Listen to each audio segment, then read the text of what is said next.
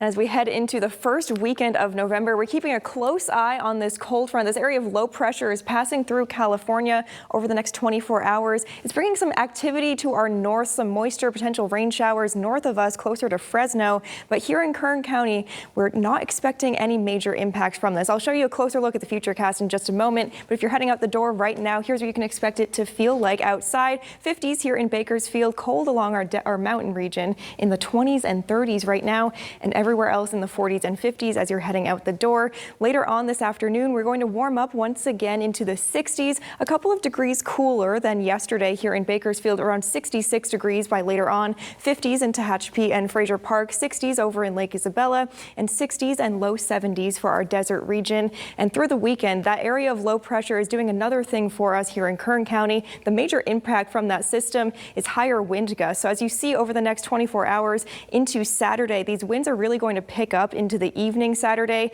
and starting around 8 p.m. tomorrow, there is a high wind watch that is in effect all along the Mojave Desert slopes. So please use caution as you're traveling through those areas, traveling east on the 58 especially. And as we take a closer look at our futurecast, you can see the good news is, although there's quite a bit of activity happening north of us, we don't see a ton of activity here locally in Kern County. So it's good news. I don't think we'll get a ton of activity from this. We only have about a 30% chance of very light scattered rain, so not a ton of impact here. Over the next few days, you'll see that cold front keeps us cool through the weekend, but by the time we get to Election Day on Tuesday, we're back into the low 70s, and that holds steady. The skies will clear up throughout later on next week. Overnight lows are still on the cooler side in the 40s here in the valley.